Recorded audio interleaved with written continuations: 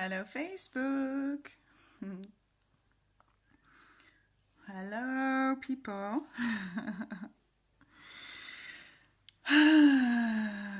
Starting with a deep breath.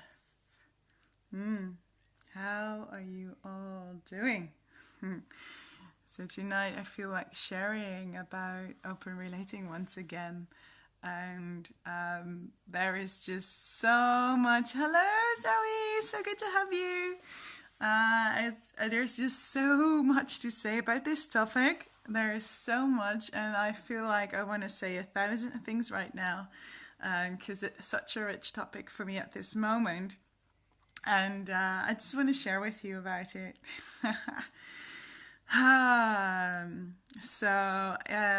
Currently I am in an open relationship with David, and it's a long distance relationship. It's a very committed, very, very loving, very deep, beautiful relationship. And it's an open relationship. And right now he traveled to a Tantra festival for 2 weeks. And we're not seeing each other for a month. So it's bringing up a lot in me. It's bringing up so much in me. And there is so much I want to share with you about it that I'm just trying to go step by step and share some of the juice and the richness of the things that I've been noticing in myself and feeling. Because I'm one of those persons, I used to call myself dramatic and like, oh my God, there is so much to feel and I have so many emotions and I'm overwhelming and da-da-da-da-da.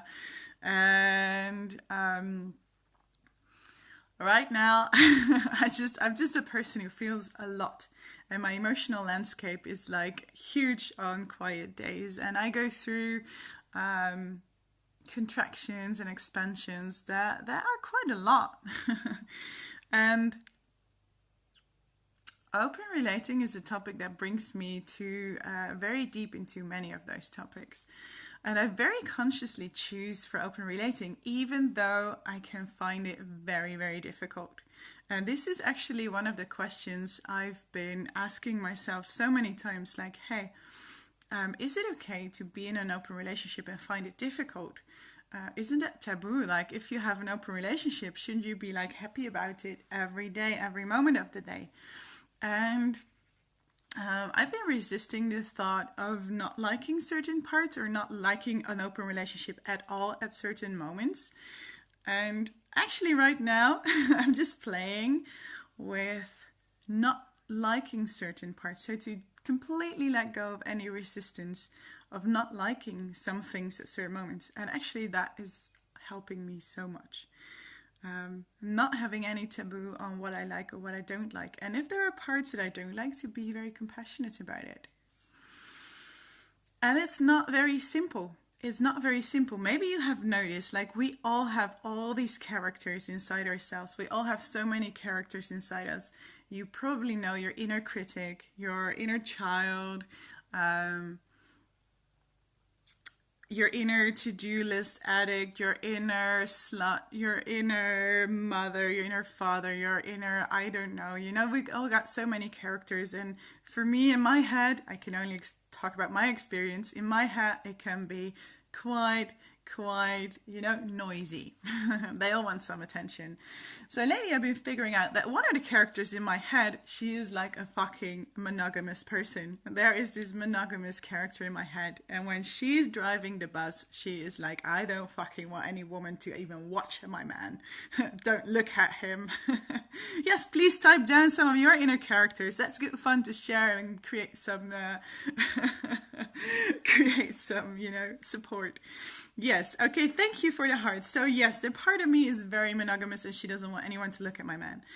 And then there is a part, and there is this character who is very much like, has no boundaries whatsoever. She is so happy about free love. She is so much like, yes, my beloved, just do whatever you want, go on holidays with people, just do whatever you want to do. And I guess they're both quite extreme in their communication, and there's a lot in between. There's a lot in between. But all these characters in my mind have different ideas about relating.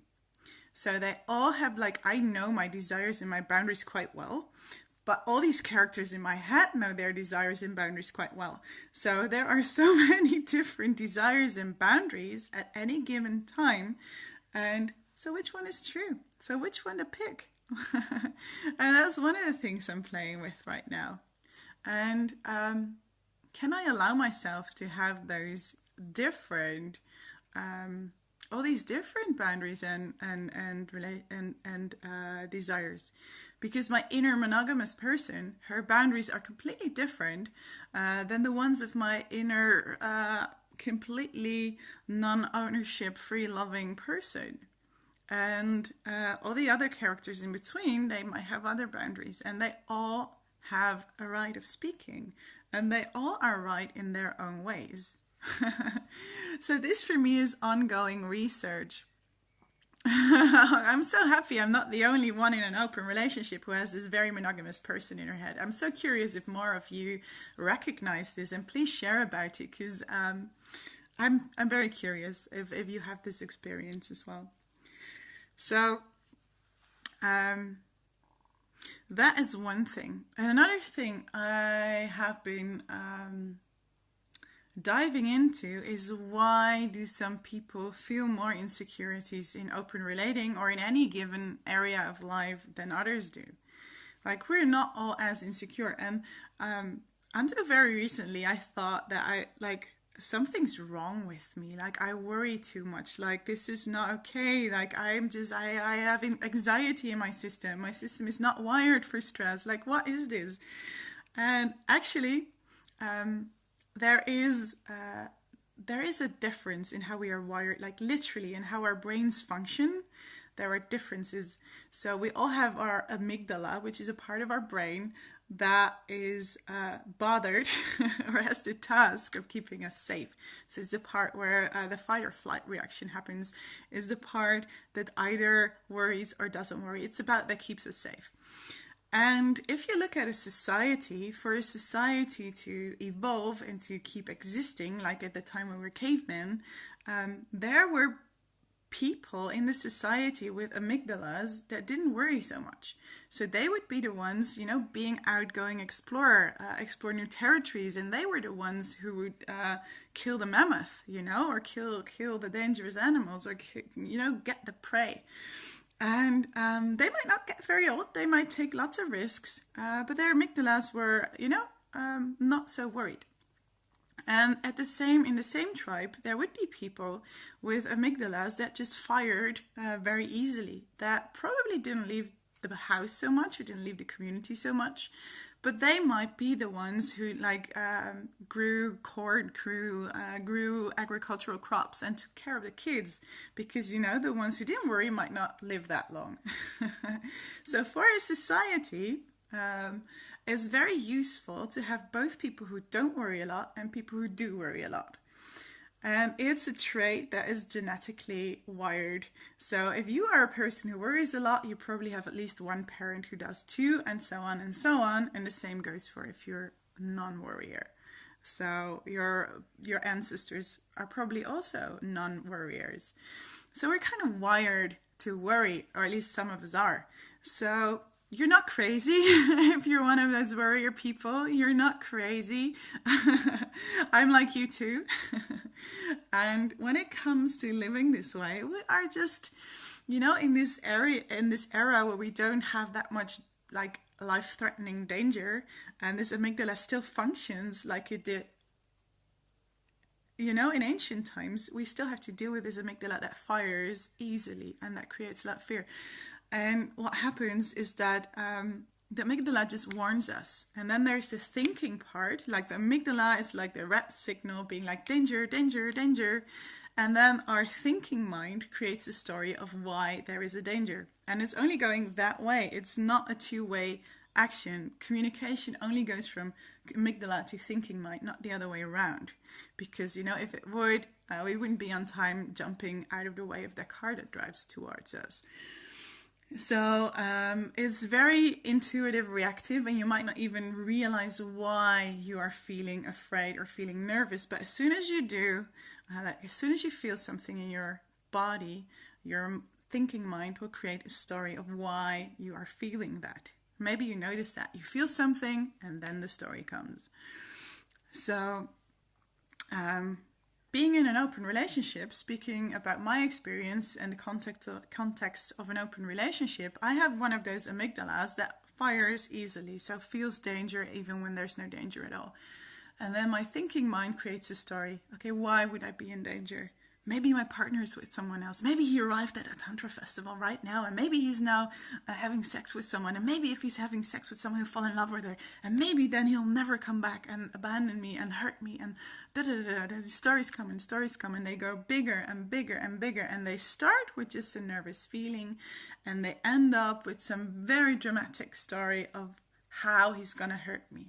Yeah, all the ways he's going to hurt me, and how he's never going to be back, and how he is not my ally but my enemy. And it's called distortion stories. It's called distortion stories, and I'm very good at it, and maybe some of you are too.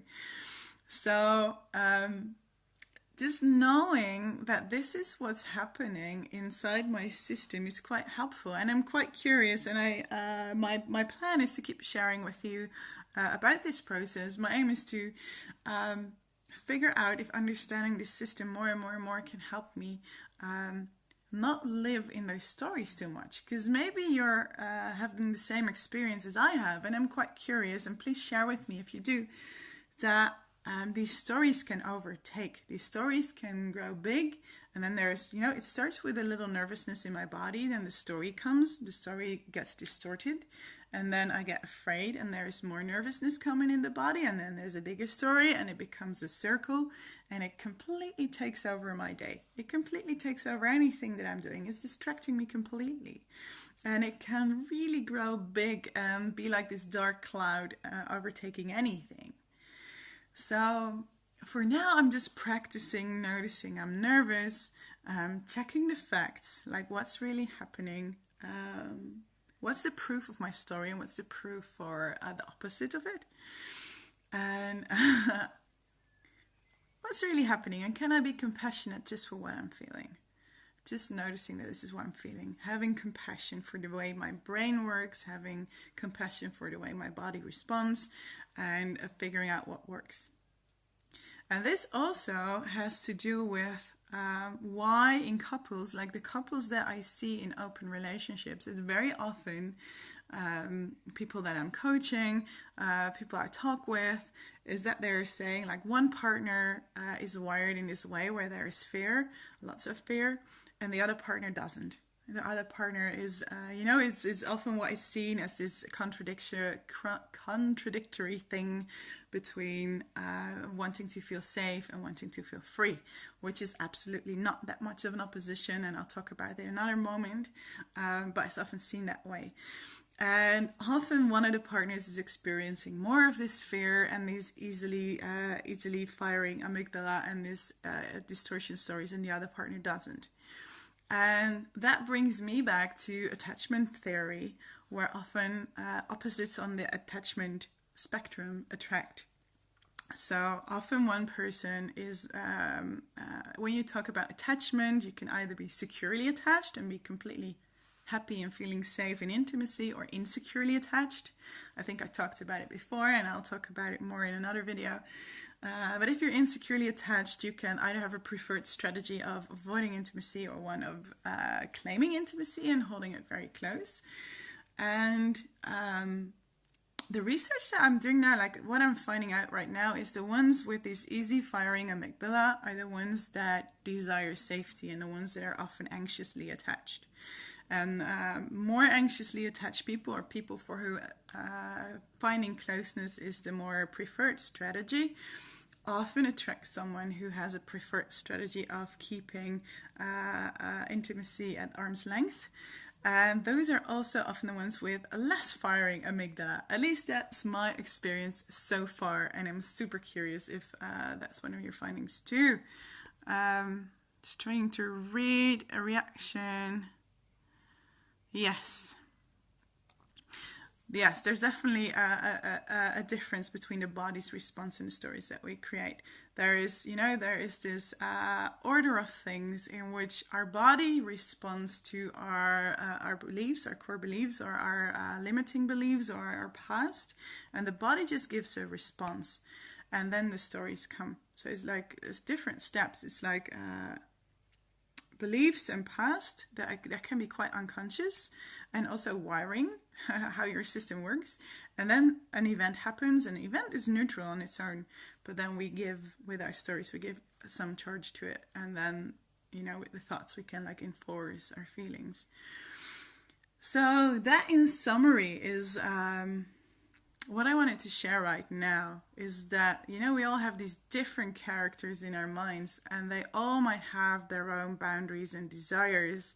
And yes, I think most of us, even in open relationship, might have monogamous characters and free-loving characters, and, the critics who judge the feelings, the critics who judge the insecurities, and all the other characters, our inner children who are afraid and want to be held and loved, and all the others. And then the different ways in which our brain works, like some have an amygdala, this fear, or this fight or flight, this safety response in our brains that fires really easily. So the people who experience more insecurity, nervousness and fear and anxiety, and people who experience that less. And my theory is that those people attract each other actually in relationships. So that's why often in relationships, and definitely in open relationships, one experiences more fear than the other part. So I'm just going to stay here for a few moments. Anyone wants to ask something or say something, and please add in the comments all your inner characters that you have. I'd love to hear about your inner characters. Like, we all have these.